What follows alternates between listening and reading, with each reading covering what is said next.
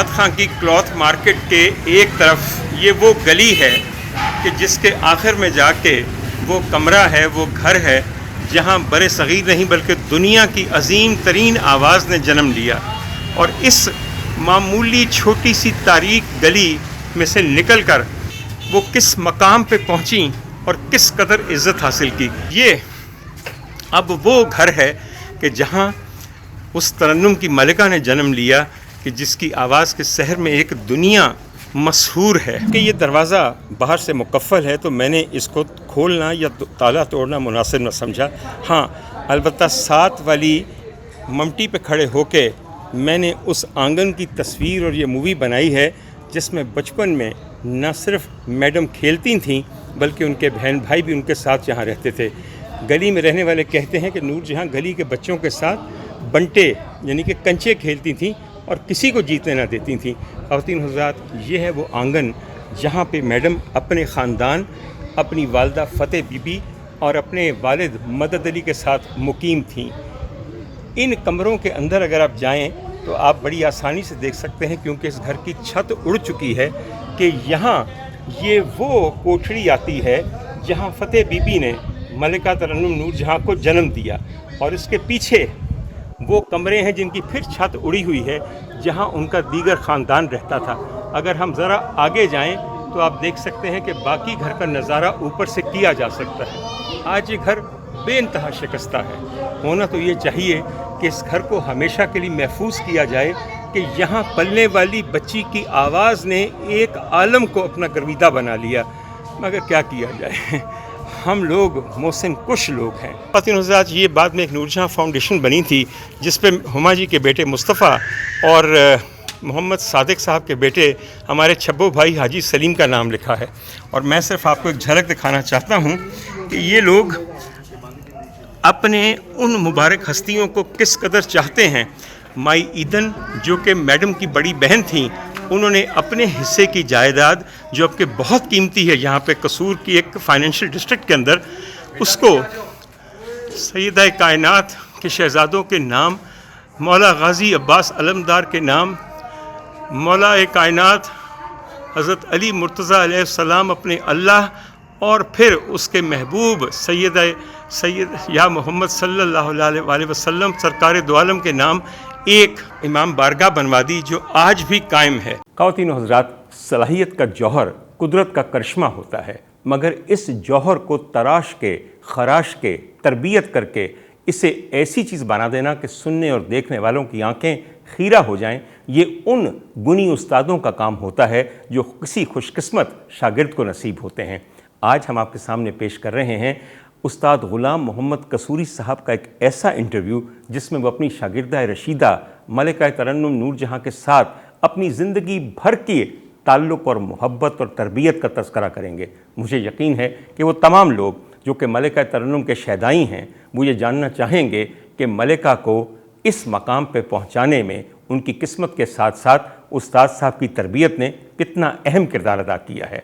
यकीन कीजिए, इसमें बहुत बड़ा सबक उन लोगों के लिए भी है जो ये समझते हैं कि बग़ैर उस्ताद के वो किसी भी मकाम तक रसाई हासिल कर सकते हैं। जिसको उस्ताद मिल गया उसको गोया मुर्शद मिल गया, जिसको मुर्शद मिल गया उसको गोया हिदायत मिल गई, और जो हिदायत याफ्ता हुआ फिर वो बाबख्त हुआ।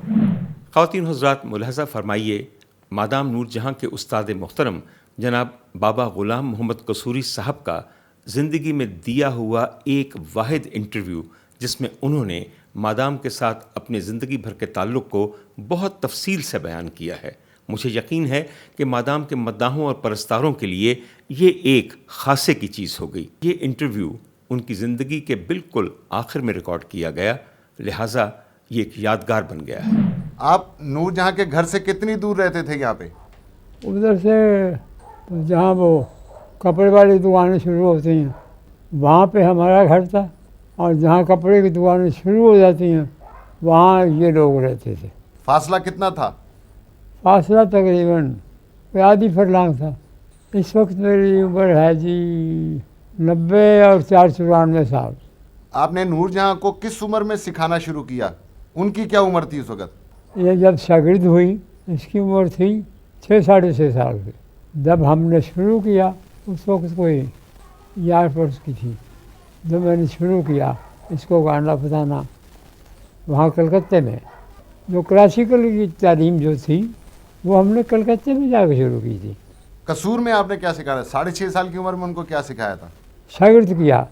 बच्ची को क्या बताएं, क्या सिखाएं? क्लासिकल की तालीम तो दी जाती, बस वैसे ही को गीत वगैरह शुरू करवा दिया। नूरजहां आपके सामने यहीं आपके मोहल्ले में पैदा हुई थी? जहां आप रहते थे उसी मोहल्ले में पैदा हुई थी? जी। सन 1920 में ये पैदा हुई कोट मुरासा में।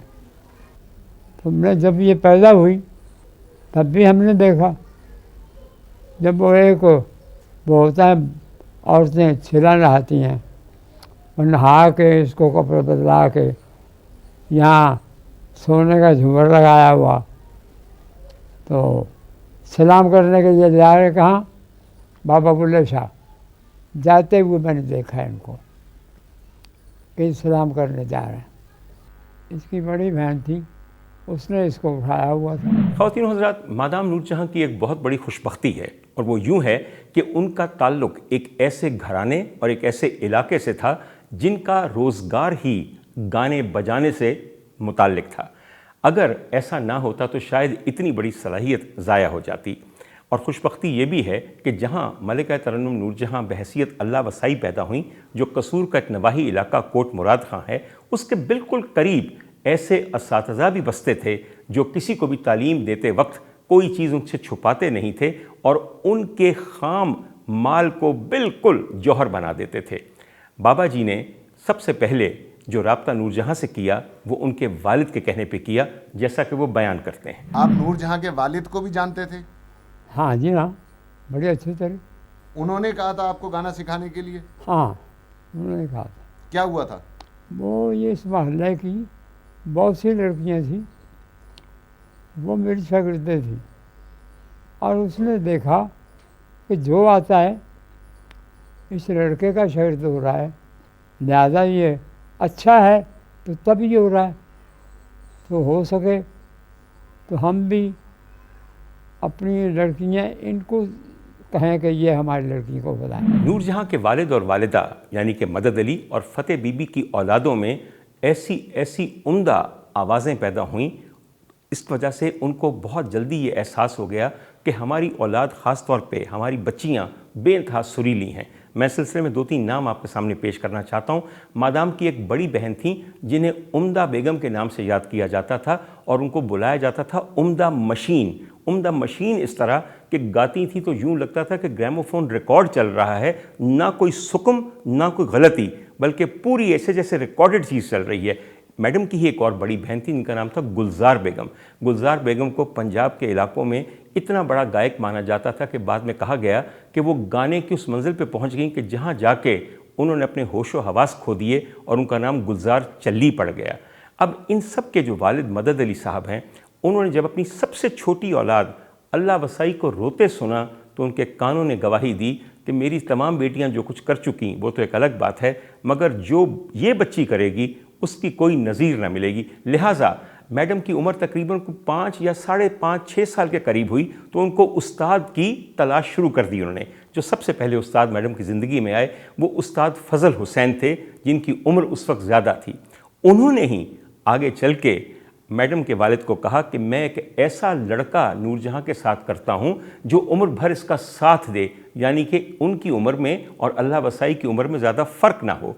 जिस वजह से उन्होंने अपने ही भांजे यानी उस्ताद ग़ुलाम मोहम्मद कसूरी को नूरजहां का साथ कर दिया, उनका उस्ताद कर दिया और ज़िंदगी भर उनका साथ निभाने का वादा भी ले लिया। बाबा जी अपनी शागिर्दा अल्लाह वसाई के अलावा उनकी बड़ी बहन ईदन बाई के बड़े मोतरफ़ हैं और ईदन बाई का किरदार अपनी छोटी बहन के करियर और ज़िंदगी में बहुत अहम है।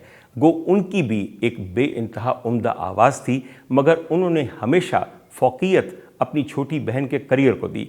ये ऐसी उम्दा खातून थीं कि इन्होंने कभी भी नूरजहां को मेलों ठेलों में गाने नहीं दिया, जबकि ख़ुद थिएटरों में और मेलों में गा गा के अपना गला ख़राब कर लिया। बाद में ये तनवीर नकवी साहब जैसे बड़े शायर की बेगम बनी, मगर आखिरी उम्र तक अपनी बहन का साथ निभाती रहीं। और ये लोग सब जानते हैं कि अगर ईदन गाती तो शायद ऐसा मुकाबला होता कि बात टक्कर की हो जाती। बहरतौर बाबा जी ने उनका तस्करा करके अपनी फ़न शनासी और सुशनासी का एक बहुत उम्दा सबूत दिया है। इससे बड़ी थी ईदन, 2 बहनें थी है। उसकी आवाज़ बहुत अच्छी थी,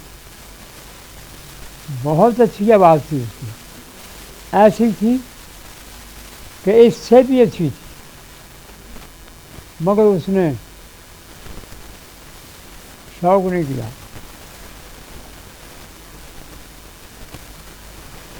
खरबूजे खाओ, आलू फुचका खाओ, बस कहने पीली चीज़ें खाने पीने, बस इन चीज़ों से खाने पीने से बहुत प्यार करते हैं। और इसका असल नाम था अल्लाह बसाई, माँ बाप ने रखा था।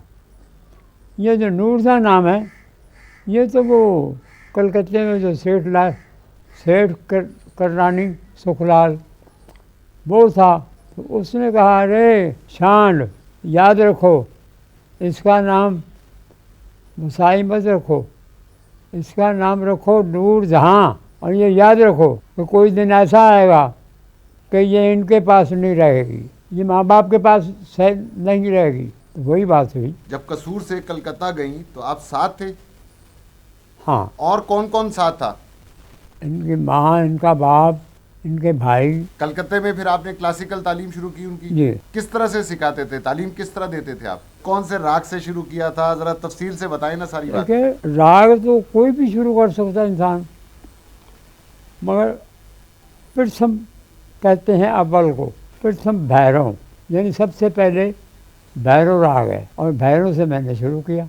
ये बात लोगों को पता नहीं थी कि आपने सबसे पहला राग उनको सबसे पहले क्या चीज़ सिखाई? कई लोगों को पता था, कई लोगों को नहीं पता था। आपको किस उम्र में पता चला कि नूरजहाँ बहुत बड़ी फनकार है?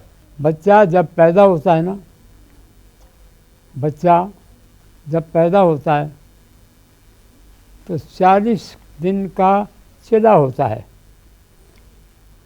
40 दिन के अंदर तौबा तौबा करके कहते हैं, मैं 40 दिन के अंदर मैं बता सकता हूँ कि ये बड़ा हो के सुर में होगा या कि बेसुरा होगा। कैसे पता चलता है? बच्चा सोया हुआ है, एक शख्स गा रहा है सुर में, तो बच्चा सोया रहेगा।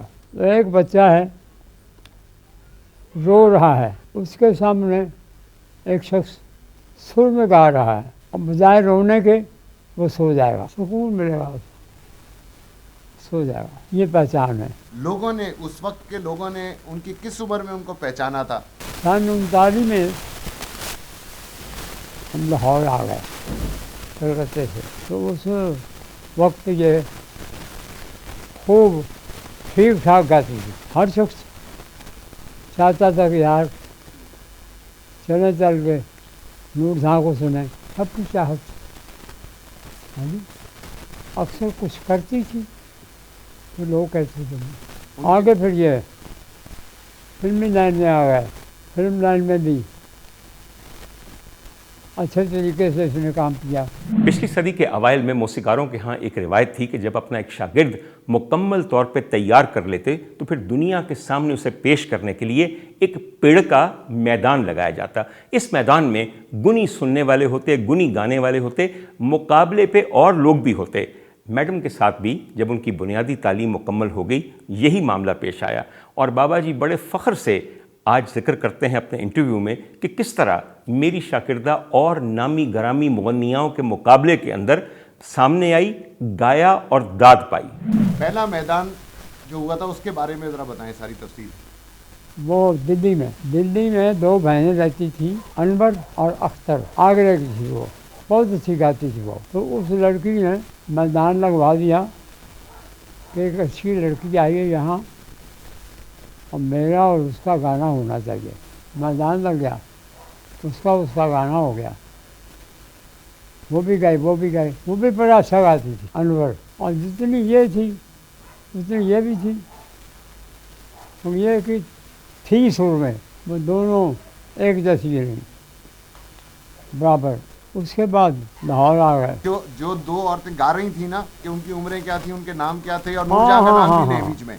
वो उसकी जो अनवर थी उसकी उम्र होगी तकरीबन कोई कोई 16 साल की होगी।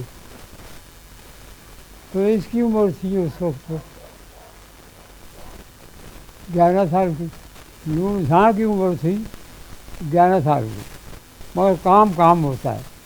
तो ये मैदान जो था अख्तरी बेगम के साथ था या अनवरी बेगम के साथ था? अनबरी में फिर क्या हुआ वहाँ मैदान में? बस जी सब तालियाँ तालियाँ जो होता है वो सब बोले कि वाह वाह वाह वाह बहुत सा ये लड़की होनहार है। दूसरा मैदान कौन सा कब लगा? लाहौर में फिर आ गए। लाहौर में फिर बहुत से मैदान लगते रहे, गाते बजाते रहे। EMI के बीच भी मैदान लगते रहे, उसे भी गाते रहे। डेरा गाजी खान में भी कोई मैदान लगा था? हाँ, वो किस्सा क्या था, पूरा बताएं। वो वहाँ एक तवक्कल खां गवैया था। वो उसने इसके भाई को कहा, ये भाई ये लड़की किसकी है? उन्होंने अभी हमारी है। कहने लगे ये तुम्हारी लड़की बहुत अच्छी हो जाने वाली है, किसी अच्छे आदमी से इसको सिखलवाओ। अब उसने, ये मजीदन के बाप, इसने जवाब दिया और कहने लगा भाई हमारा उस्ताद हमारे साथ है। वो बता रहा है, अच्छे तरीके से बता रहा है। कोई चंद फिक्रे उसने ऐसे कहे थे कि जैसे गलत से मुझे बुरे महसूस हुआ। तो मेरी उसकी तू मैं हो गई। तो तू मैं से हमने कहा कि मैंने कहा गाना बजाना होगा। हाँ, तो मैंने कहा गाना बजाना होगा। कहेंगे कौन गाएगा? मैंने कहा आप गाएं और मैं गाऊंगा। और सबसे पहले मैंने कहा मेरा शागिर्द है, मैंने कहा वो गाएगा, नूरजहाँ मेरी शागिर्द है। और गाई तो बहुत खुश हुआ तो वाकई बड़ा अच्छा बता गए। उसके बाद फिर लाहौर आ गए। बहुत देर तो फिर बहुत ही गाते बजाते रहे। बहुत माना क्लासिकल को पहचानता था, क्लासिकल दुनिया गाती थी और सुनने वाले भी थे, सीखने वाले भी थे, सिखाने वाले भी थे। अब तो वो ज़माना ही नहीं रहा। एक गाने वाले को अगर दूसरे गाने वाले का गाना गाए तो वो किसका गाना गाए? अपने से अच्छे का गाना गाए या अपने से बुरे का गाए? नकल करे तो अपने से अच्छे की करे, क्योंकि आदत अच्छी पड़े, आवाज़ को आदत अच्छी पड़े। तो किसी बुरे की नकल उतारेगा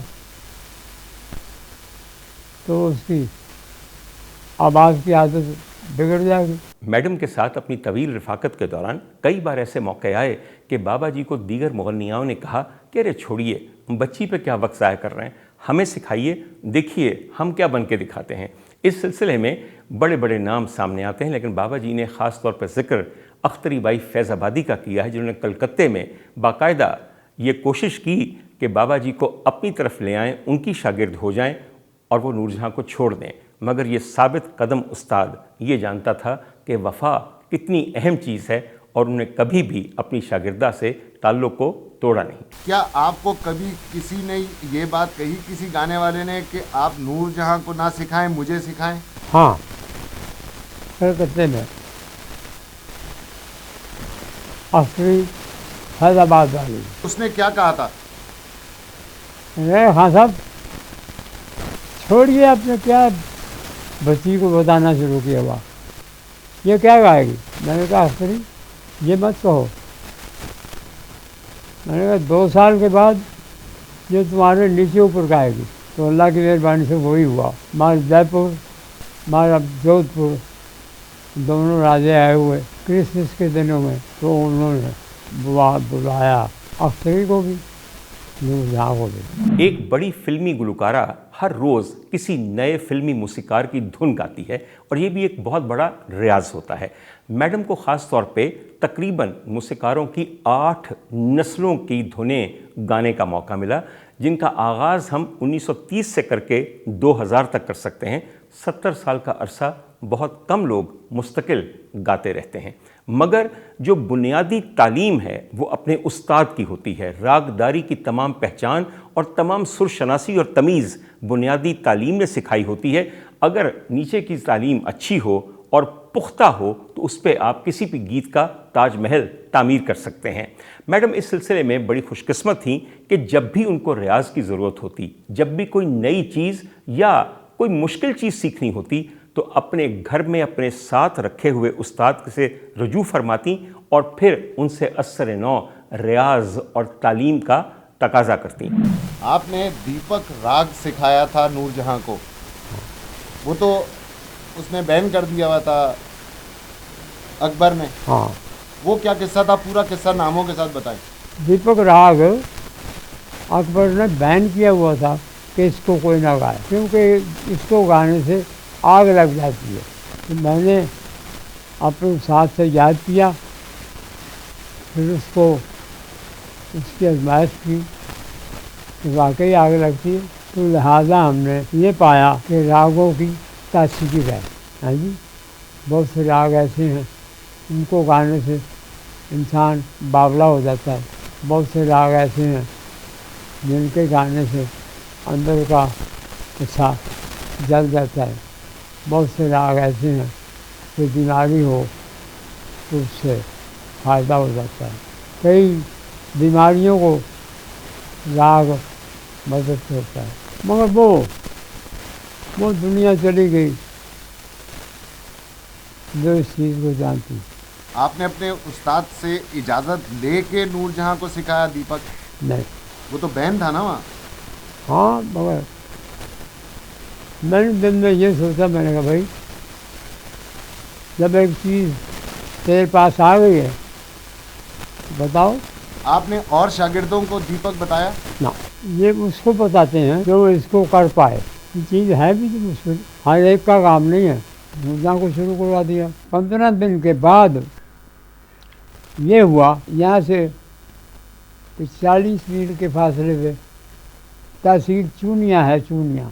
वहाँ बहुत ढाए और खंडरात ये वो चला गया। दिन को निकलूं, दिन भर खंडरातों में ढायों में फिरता रहूं, ना कुछ खाऊं ना कुछ पीऊं। शाम को आ जाऊं तो मेरी हमशीरा वहाँ रहती, वो कहती है भाईजान आप ना खाना खाते हैं ना कुछ, बात क्या है? मैंने कहा बाजी भूख ही नहीं लगती। मगर अंदर मेरा यूं कि किसी के पास बैठने को जी ना चाहे, किसी की बात सुननी ना पाए, किसी से बात करनी ना पाए। बड़ी परेशान तबीयत। रात को नींद ना आए और पीछे मेरे नूरजहाँ की भी यही हालत। 8 दिन के बाद मैं लाहौर आया। अस्सलाम वालेकुम कहा नूरजहाँ को तो वो चीखें मार के मेरे गले लग गई। बाबा जी आप कहाँ थे? वो भी रोने लग गई, मैं भी रोने लग गया। रोते रोते रोते रोते वो आधा घंटा रोते रहे। रोने से उसका कुछ असर ज़ाया हुआ। हाँ जी, दूसरे दिन बैठे रियाज करने के लिए तो नूरजहाँ कहती है उस्ताद जी वो ही शुरू करिए। मैं कहा वो नहीं करूँगा। क्यों? मैंने कहा ये उसी का असर था जो हालत तेरी हो रही थी और मेरी हो रही थी।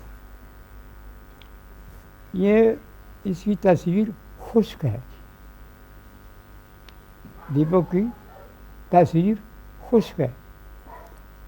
उसके बाद फिर मैं नूरजहाँ को नहीं शुरू करवाया। जब आपने नूरजहाँ को पीलू राग बताया था, वो पूरा किस्सा बताएं। आपने जब सिखाया था तो वो बेहोश हो गई थी, हाँ, वो सारा किस्सा बताएं, वो क्या हुआ था। पता नहीं, मैं बस उसको शुरू करवाया, वो गाने लग गई। सुर सुर में लग जाए, सुर सुर में लग जाए तो वो फिर कुछ अजीबोगरीब वाक़या हो जाता है। वो सुर सुर में लग गया तो ये रोने लग गई। इसका बाप भी आ गया, ये आ गई, भाई भी आ गया।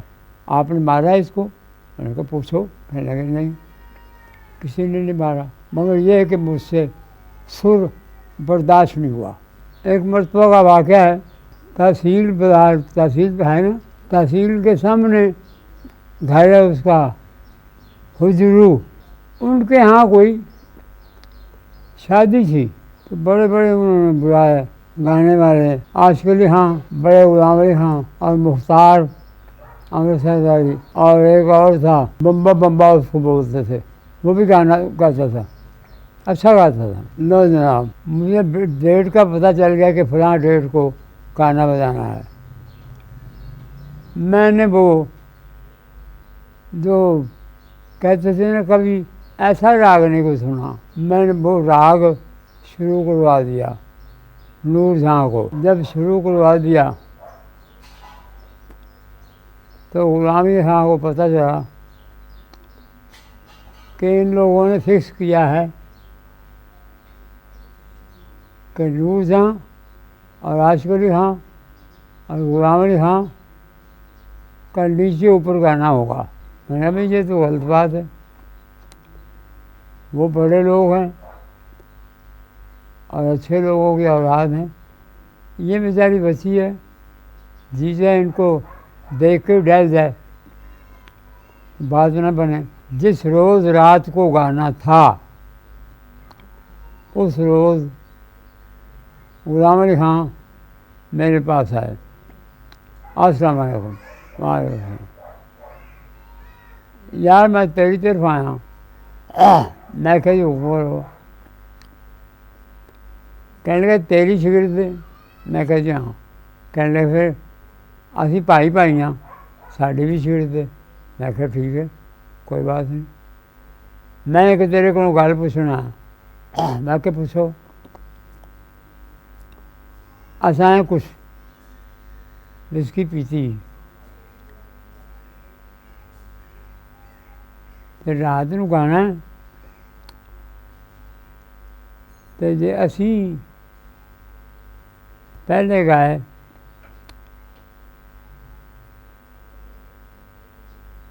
तो साढ़े उत्तों नूरजहाँ गा लवे, कोई हर्ज नहीं। मैं कहा नहीं, ये नहीं होगा। मैं कहा तुसी जिथे मैं कहा तुसी थुक सुट दो, उत्थे मैं कहा हो जियां 20 मैं कहा निकल सकती हैं। एक बात परखनी होंदी है।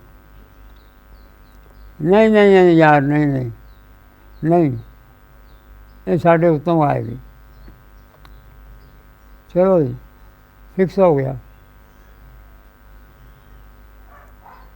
रात नूं जनाब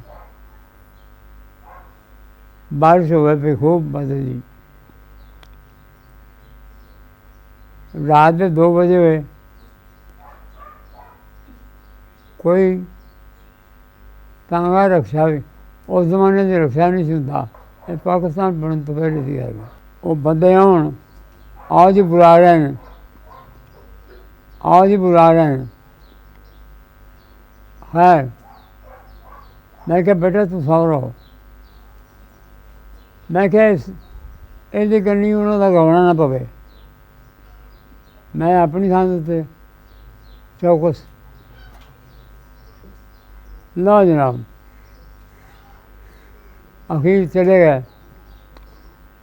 चले गए तो देख के उसने आ गए आ गए आ गए आ गए, शोर रौला। गाना ना मैं सुन देता।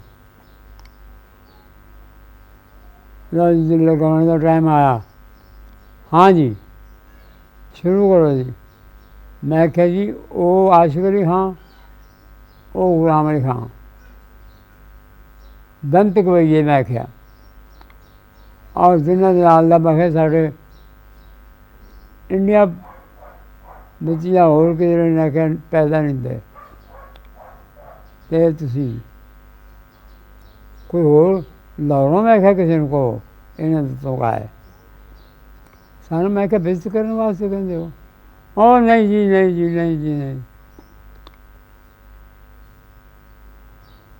आज सबने मजबूर किया शुरू करवाता मारू राग उस रात नूं मैं इनू गवाया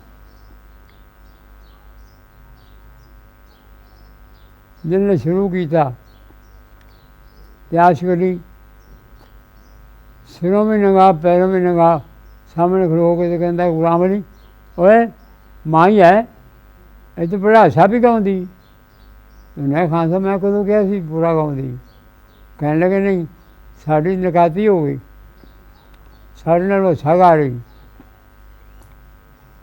ऐसे वाकया भी होए ने हाँ जी ओ मुख्तार उठी उन्हें उठ के चोरी च लै गए मुँह चुम लिया उन्हें कहा वाह बेटा वाह बहुत अच्छे हाँ जी तो चीज़ है कि ऐसे ऐसे वाकये भी आते हैं। पाकिस्तान बनने के बाद उन्होंने फिल्मों में गाया, उस वक्त भी आप साथ होते थे जब वो फिल्मों में गाने गाती थी? हाँ मैं साथ ही होता था।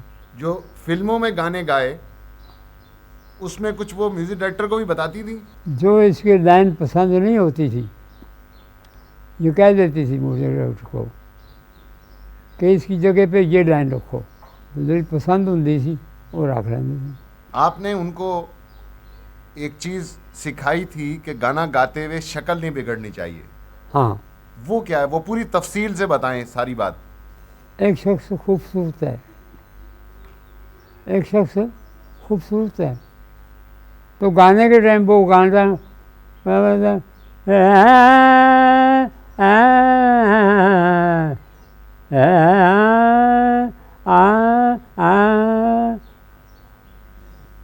कभी यूँ से रह जाता है, कभी यूँ जाता है,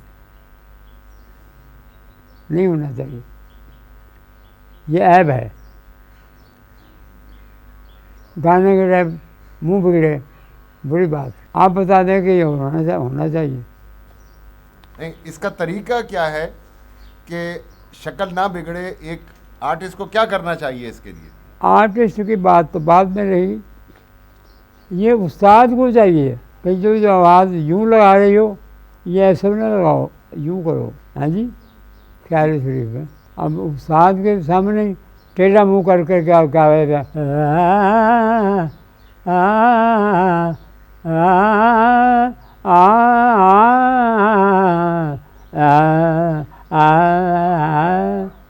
बड़ी बात।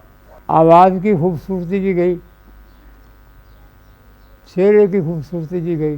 देखो मा पानी सा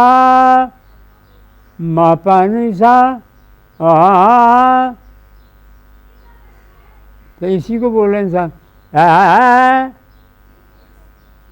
चेहरा बिगड़ गया ना। है जी, तो क्यों बिगड़े? कुछ और म्यूजिक डायरेक्टर्स के बारे में बताएंगे कि पाकिस्तान बनने के बाद जो म्यूजिक डायरेक्टर थे उनमें कौन आपको पसंद आया, जिनके साथ नूरजहां ने अच्छे गाने गाए? सब मुखी पे मक्खी मारते हैं। आपने बनाया गाना, मैंने सुना आपका गाना, मैंने कहा इसने ये बनाया मैं भी यही बनाऊँ, ये हो रहा है। म्यूजिक डायरेक्टर जो था वो सिर्फ गुलाम हैदर था, उसके पाए का और म्यूजिक डायरेक्टर को नहीं है। लता मंगेशकर को आप सुनते थे, वो कैसी लगती थी?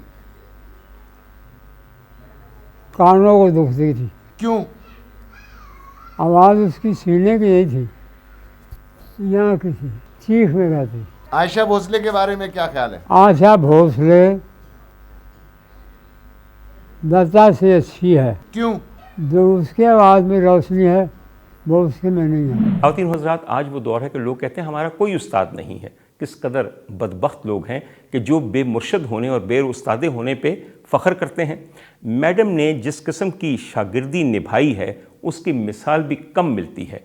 ज़िंदगी का एक दिन भी ऐसा नहीं था जब मैडम ने अपने आप को या ख़ुद को अपने उस्ताद से जुदा किया या उनकी रहनुमाई से जुदा किया।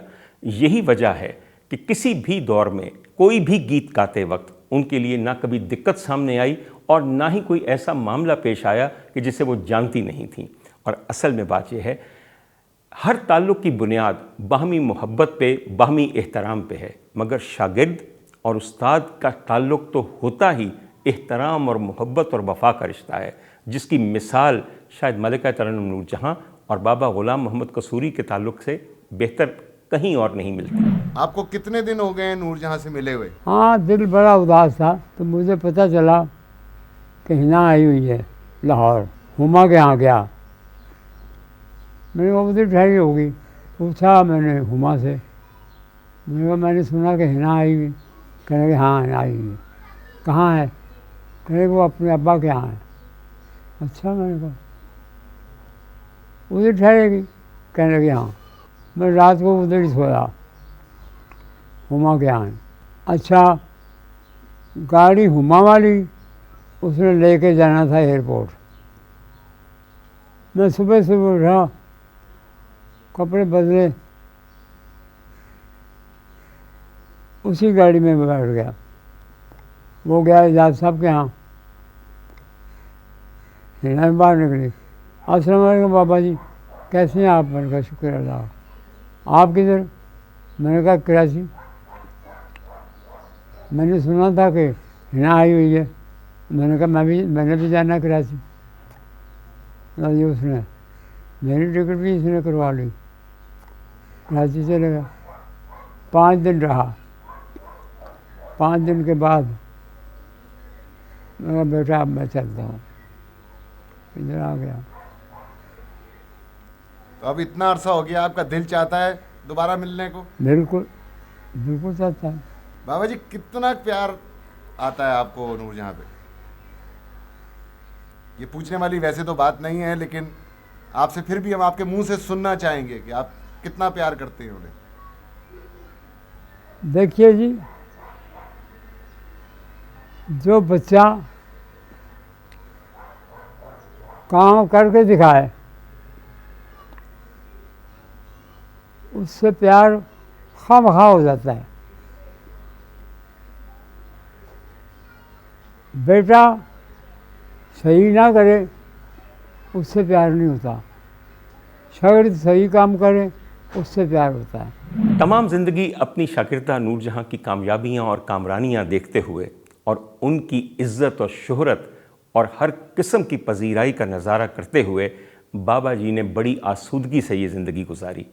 ज़िंदगी के बिल्कुल अवाखिर में बाबा जी की सिर्फ़ एक ख्वाहिश थी और इस ख्वाहिश को वो एक दुआ की शक्ल में अपने रब के सामने पेश करते थे। वो ये कहते थे बार बार कि मौला तूने मुझे इस बच्ची की हर अच्छी चीज़ दिखाई है, सिर्फ एक चीज़ ना दिखाना। आपको पता है कि उनकी तबीयत आजकल ठीक नहीं है, या आप दुआ करते रहते हैं उनके लिए? आपको मालूम है मैं कितनी दुआएं मांगता हूँ। जब मैं अमेरिका थी तब भी दुआएं करता रहा, जब लंदन थी तब भी करता रहा, अब भी कर रहे हैं। अल्लाह उसको तंदुरुस्ती दे, अपने हबीब को उसका। या अल्लाह है, उतनी अपने लिए दुआएं नहीं मांगता, फिर उसके लिए मांगता हूँ। आप हिना को भी बता रहे थे कि आप एक दुआ उनके लिए करते रहते हैं हमेशा कि अल्लाह आपको कोई ऐसी चीज़ ना दिखाए। हिना को आप अभी बता रहे थे कि आप एक दुआ अल्लाह से करते रहते हैं कि अल्लाह वो दिन मुझे ना दिखाए, वो क्या बात थी? मरना तो हक है। नूरजहां से पहले बड़ा बहुत मैं मर जाऊँ पहले तो ठीक है। मैं ये बर्दाश्त नहीं कर सकता कि कानों से सुनो, शुरू हो गया।